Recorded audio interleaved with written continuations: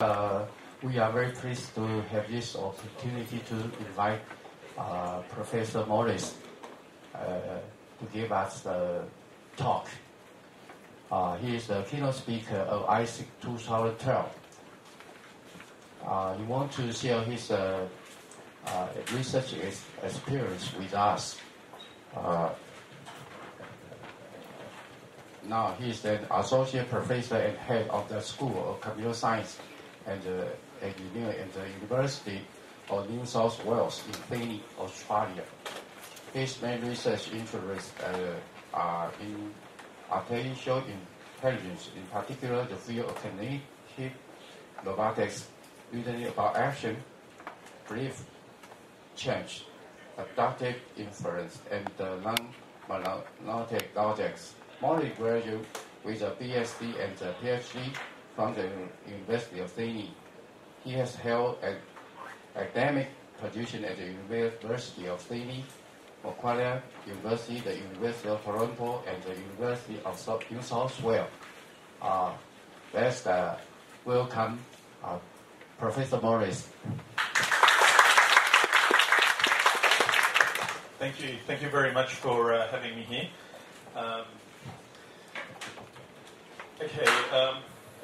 What I'm going to try and do today is describe a little bit of the research that I've been doing in an area called cognitive robotics. So the term cognitive robotics usually means a lot of different things to different people. So early on, I'll explain to you what that means. Now, if you have any questions, feel free to ask questions during the presentation. That's fine too. Because while I've been here in Taiwan, I've understood that a lot of people don't do research in this sort of area of computer science. As I say, it's better if you understand as we go along. Okay, part of this work is done within an Australian Research Council Centre of Excellence for Autonomous Systems. So this is quite a large research centre in robotics. And if any of you are working in robotics, then I'd be very happy to talk to you after this presentation. Of course, a lot of this work is done together with my PhD students and colleagues of mine, and these are some of the people that have been involved.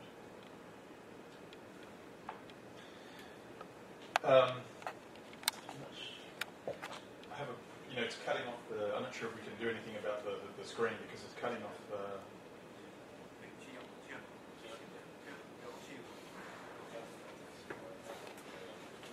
Yeah, hang on. Let's see.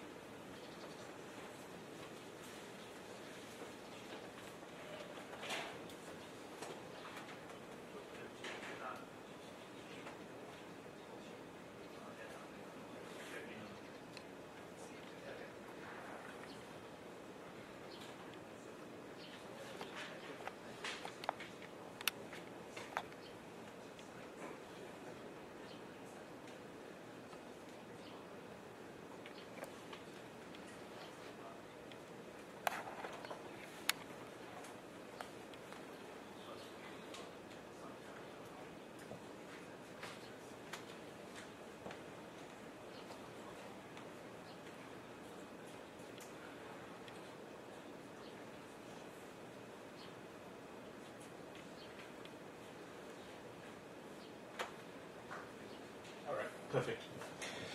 Sorry, now we're ready to go. Okay, just to give you a bit of motivation or some background. So this work sits in a lot of the type of work that was done in artificial intelligence.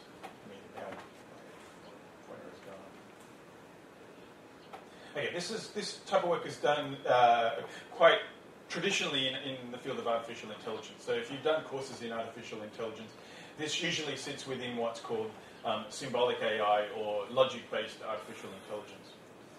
Now, in the early days of artificial intelligence, the idea was to introduce these general problem-solving methods. So that, in other words, if you have a problem to solve, if you want to get a robot in your house making sure that it cleans the house, delivers you drinks and so on, or if you wanted to play a game like chess, the early idea was that you would describe the problem, but not how to solve the problem. You would leave the computer to solve the problem for you. All you need to do is describe the nature of the problem. So in the development of computer science, this led to a number of techniques, particularly search-based techniques and logic-based techniques. And this leads to, in the programming language sense, this idea of declarative programming. And the idea of declarative programming is that you describe the nature of the problem. So, for instance, if you took a game like chess, you don't tell the computer how to play chess. You tell the computer what the rules of chess are, and then the computer has to determine how to play chess for you. Okay, so you do not do any of the hard work. You just describe the rules, and then the computer decides, it works out the solution. So as I said, you describe the problem, but not the solution. Now, in this area of knowledge representation and reasoning that grew out of this, the emphasis is on symbolic logic. And normally, one of the trade-offs is between the expressiveness of the language that you use, so what can you say in this language, and the computational complexity of the resulting inference procedure. And there's a trade-off. So the more expressive, the longer it will take to do inference. The less expressive, then the faster it's going to be. Now, the other area that's important for us is this idea of AI planning. So in AI planning, again, you take the same idea of describing a problem, not a solution. So in this case, you've got a dynamic system. So common examples of planning problems are things like logistical problems. You have some cars, you have some trucks, you have some trains, you have some aeroplanes, and you've got some packages. And your job is to deliver the packages as efficiently as possible. So again, what you do is you describe what the problem looks like and then leave it to the planner to solve the problem for you. And what the planner does is it gives you a sequence of actions to carry out. So it might be collect the package from this location, put it in the car, and deliver it to another location. At that location, transfer the package from the car to the train and then transport it to a further location. Okay, so the question that we're going to look at is, can we use all of the research that's been done here over many years in AI planning to derive a programming language that I'm going to call a cognitive robotics programming language? And then we're going to apply these ideas in developing this language to controlling robots or virtual characters and so on. So in my talk today, I'm going to try and give you a bit of an idea of what this programming language would look like. And then I'm going to talk about some of the applications that we've developed. Okay, so as I said, the basic idea I'm going to give you, I'm going to try and set a bit of more motivation to begin with, and look at this in the context of what you normally do in programming languages. I'll have another look at this AI planning and high-level programming languages. And then I'm going to talk about this particular language called Ergo that I've been working on and look at some applications and projects. So these are some of the robots in our lab. As I said, the idea of a cognitive robot is one that doesn't just simply act and react to the world, but before it does anything, performs any actions, it thinks about what the world looks like and uses that knowledge to decide what to do. So in other words, most robotic architectures work in a cycle. You get an update or an observation of the environment. You then, on the basis of some very reactive rules, determine which rule to fire and then keep going in this cycle. For a cognitive robot, however, when you get an update like an observation, you then use some sort of inference procedure to work out which is the best course of action. So our idea here is to combine this reasoning, this planning, with some domain-specific knowledge. Normally, one of the things that we've learned in AI over many years is that this idea of having general-purpose problem-solving methods is not realistic.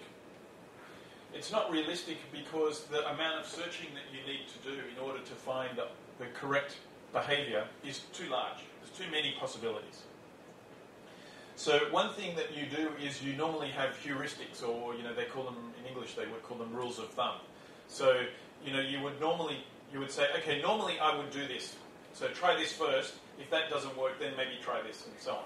So normally you do a bit of guessing about what's the correct thing to do.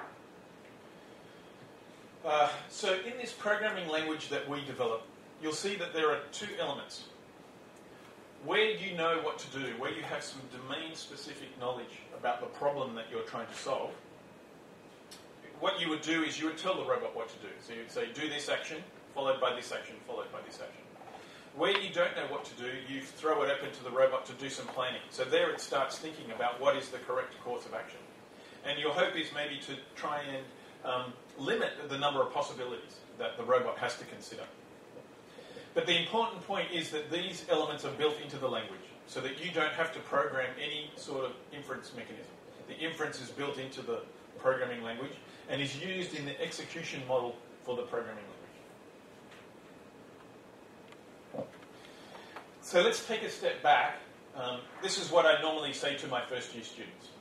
I say to them, if you want to program a computer, well, the basic idea is based on this notion of an algorithm. So an algorithm is just, as we all know, a sequence of steps to complete a task. And we often give examples like recipes or musical scores or assembly instructions for furniture. Now, when you write a program in a traditional sort of imperative language, you have a number of elements. So firstly, you have sequence, so you can do one thing after the other. Or you have decision, so you test a condition, and if the condition is true, you do one course of action, and if the condition is false, you do another course of action. Or you do iteration, which is doing things over and over again. So when you write a program, all you do is take these three elements and combine them together, and you have a program. Okay, so you just compose these elements, and that's it. That's how you write a program. So I say to my students then, okay, that's very easy. What's all the fuss about? Why do people talk about programming so much? When really it's the basic idea is very, very simple. You just combine these three elements, sequence, decision, iteration, and that's it, you have a program. So why all the fuss? The fuss comes about because normally we're interested in resources required to solve a particular problem. And often in computing we're interested in the time, or what's called the computational complexity of the problem. In other cases, we might be interested in memory, or in other cases, we might be interested in the network, the communication, the bandwidth that you need, and so on. So there are resources that need to be handled. Now, some problems that you need the computer to solve are quite easy, and that's quite good. Other problems that you have are difficult to solve. So playing chess is a difficult problem to solve. Scheduling, classes at university is a difficult problem to solve. And I often ask my students whether this is good or bad. And, students in the class will go, oh, yeah, that's bad. It's bad that this is... But then I say to them, when you go to your web browser and you type in your credit card details when you buy something on the internet, what gives you the confidence to type in your credit card details and send them across the internet? And the reason we're happy to do that is because there are some problems that are difficult to solve, like the decryption problem. So this can be good or it can be bad. In our case, it's bad because we want to be able to solve these robot problems quickly. Now, there's another set of problems which cannot be solved. We know we don't have solutions, and reasoning problems fall in that category. So we know that if you've got a reasonably expressive language, so first-order logic is usually the language that's used here, these types of problems do not have a solution. There's no known mechanical procedure that will solve these problems in the general case. Now, often we don't deal with general cases, and if we look at certain planning problems, we look at restricted cases, and even in those restricted cases, the computational complexity that we're talking about is quite high. So, in planning problems, if the planning problem was NP complete, that would be an easy problem. That would be an easy planning problem.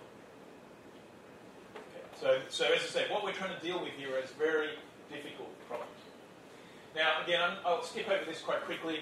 There are a number of programming paradigms that are quite common. The procedural imperative one that we're all familiar with, object-oriented, functional.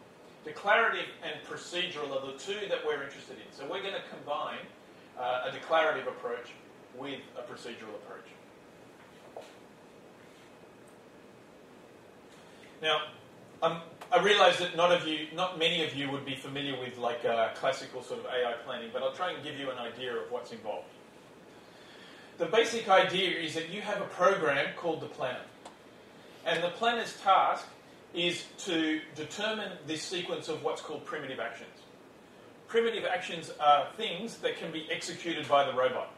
So normally when you program a robot, it's a very hierarchical approach. You start off at a very basic layer and then work your way up. It's sort of very similar to what you would do when you program networks. You start off with the physical layer and you work your way up to the application layer. But there are quite a few layers as you go through. The primitive actions are things that, like, your robot might be able to pick an object up from the table. It might be able to move from one location to the other. So they're your primitive actions. And what the planner is trying to do is just schedule the primitive actions. If this was applied to a game, then the primitive actions would be the moves. Like in chess, it would be moving one piece from one location to another. Or if it was a logistical problem, it would be, say, taking a package from one location and moving it to another. So the primitive actions are just things that can be performed by a robot, by a virtual character, and so on. Or even a human. You might be just instructions to a human as to what to do. Now, what goes into the planner are the following things. The most important is this action theory. So the actions are the things that the robot does. So moving from here to there, picking the bottle up from the table. When you describe the actions, there are two important things to do. The first is the precondition, which tells you when you can do the action. So if I wanted to pick up the bottle, I can only do that action if I'm close enough to the bottle. So I cannot do that action from here. I have to move over here and pick that up. The other thing that I need to describe is what does this action do to the world? How does it change the world? So here the bottle's on the table. When I perform the pickup action, the bottle is in my hand. It's no longer on the table. I need to describe the initial state of the problem, so what the problem looks like before I do anything. And I also need to describe what I want to achieve. What's my goal? So in chess, the goal would be to win the game of chess. I throw these three things into the planner, and the planner gives me this sequence of actions that if I did the actions one after the other, I would go from the initial state to the goal state. Okay, now typically, planning problems are in P-space hard. So P-space, as I said, it's a level of complexity which is beyond NP complete. Okay, this is our approach. So in our approach, this high-level programming approach, we're going to replace the goal by this high-level program. And now our aim is to try and execute this program. Now by executing this program, what we'll get out is this sequence of primitive actions. Now, why are we going to replace the goal by the program? What is the program doing? As I said, what the program is doing is it's encoding the goal, and it's also taking domain-specific knowledge that you have about the problem and using it to solve this problem more efficiently. So again, to put this very simply, when you know what the robot should do, in the program you just say, do this action, followed by this action, followed by this action. When you don't know what to do, you say to the robot, I don't know what to do, you figure out what the best course of action is. If you can, you would say, look, there are 5 choices here as to what to do, but I don't know which is the one that will achieve the task. So you reason about this problem, and you figure out which is the correct thing to do. And this is in the execution model of the program, of the programming language, so that you as the programmer do not need to think about how it's going to solve this problem. Okay, now this idea was introduced quite early in a paper many years ago in a language called Golog. And the language that I'm going to describe, I'm going to look at a little bit of Golog today, and I'm also going to look at this new language called Ergo, which derives from Golog. Now, the approach that I just described is quite simple when you're controlling all of your actions. But the world is not that simple. Most of the time, you do not have control over all of the actions in the environment. So if you take a very simple example like chess, there's you, but then there's your opponent, and you have no control over what your opponent does. When you have a robot in an environment, you have control over certain things that the robot can do, but then there are other things that you do not have control over. So, for instance, someone might come along and lock the door. So now all of a sudden your robot needs to be able to deal with the fact that someone locked the door. So those sorts of things are called exogenous actions, actions outside your control. And there's also sensing, which you can use to determine certain things. Now, this programming language, the way that the program works is that you need to describe the state of the world that the robot's in. And that's described by these things called fluents. Now, you can think of fluents like variables in a programming language. Now, so what I say is that the fluents are the robot's beliefs about the world that it inhabits. So you might have a fluent about the location of the robot and where it's located in its environment. And you might have fluents that also describe the location of various objects like the bottle and so on. So this you can think of as, in the robot's mind, what is its picture of the world that it lives in. Now, the reason they're called fluents comes from the sort of word flux in English, which means change. The reason that they're called fluents is because they change from one state to the next. When the robot does an action, the fluent changes. So the location of the bottle changes when I pick it up. So we describe the fluents, which tell us about the state of the world. We also need to describe the actions, and these are the behaviours or the skills the robot has, and we need to describe them in terms of preconditions and their effects. We can describe other events that are outside our control, like exogenous actions, and then we write a program that elaborates this plan by reasoning about what to do. And what we're going to do is we're going to take these elements, and they're going to form the basis of our programming language. So here's a very simple example in Golog. Now, in robot soccer, apart from playing soccer, there are often challenges that you have to do. So one of the main challenges, or one of the challenges that was introduced many years ago, is what's called the ball collection challenge. What you have is 10 soccer balls distributed on the field, and 2 robots, which here are the purple rectangles. And you have to kick all of the 10 balls into this goal or this goal as quickly as possible.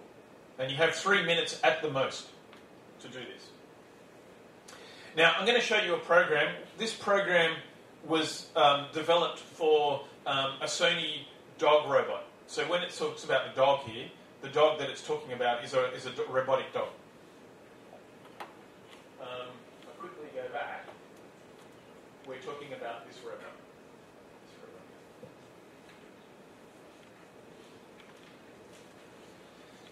Okay, so let's try and make sense. You don't need to understand all of this. I'll give you the basic idea. Up here is the control procedure. So all of the things that are in italic font like this one are actions that the robots can do.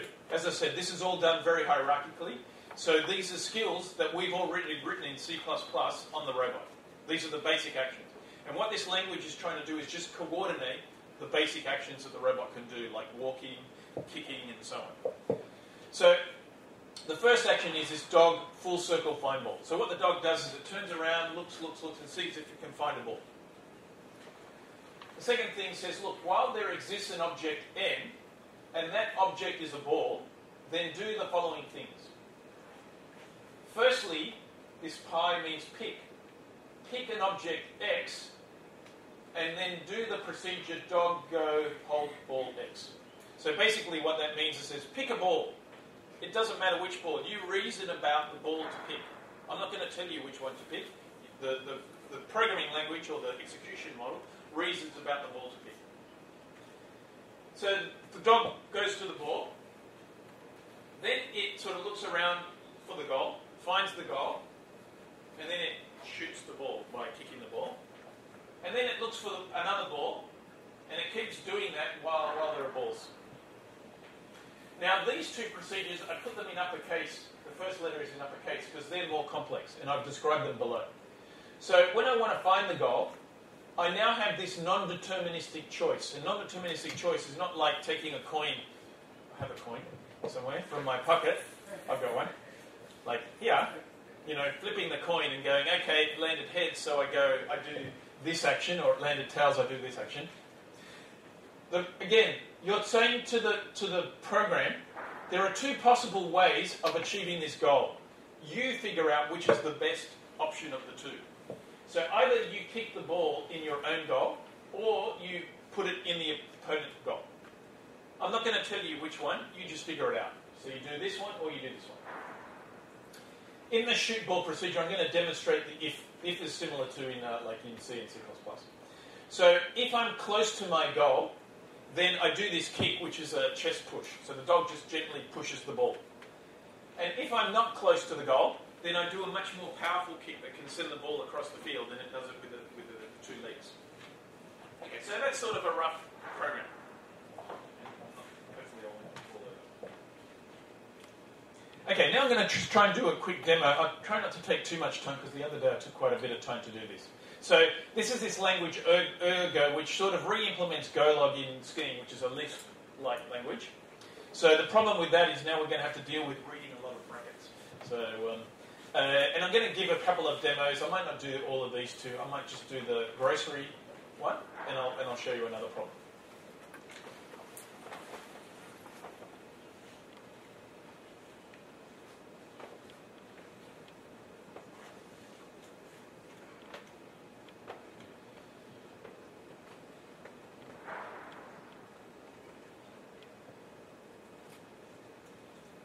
So let's just have a quick look at part of a program written in this language. Again, you don't need to understand the language just yet. I'll just give you the basic idea of the elements. This problem is often called the fox, the hen, and the grain problem. So basically you have a farmer, a fox, a hen, and some grain, and you have a boat to cross the river. And the idea is that the farmer has to take the three things, the fox, the hen, and the grain, across the river to the other side. But the problem is that if it can only take one thing at a time. So if he leaves, or she leaves the fox and the hen together, then the fox is going to eat the hen. And if the farmer leaves the hen and the grain together, then the hen is going to eat the grain. So you need to figure out what is the correct sort of crossings that you would do, the correct actions for the farmer to do in order to cross the river and deliver the objects. Okay, I've introduced two things. So separated just means that the objects are on two different banks of the river. And we're going to have a left bank and a right bank. So other side just means the other side of the river. So if the other side is equal to left, then the other side is right, and otherwise it's left. Okay, so it's just the other side of the river. All right, so let's have a look. So remember what we have to do. We have to describe, one is the fluence, which describe the state of the world. Two, we need to describe the actions that you can do. And then three, this is going to be a planning problem, so there's no program. This is just a straight planning problem. Okay, so the fluence here are fox, hen, grain, and farmer. And what their values give is the location of those objects. So the location of fox, for instance, is either left or right. Either they're on the left bank or they're on the right bank. And the same for the hen, the grain, and the farmer. Okay, so they're the fluence.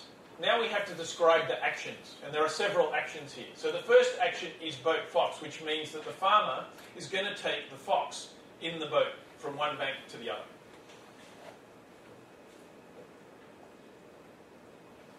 So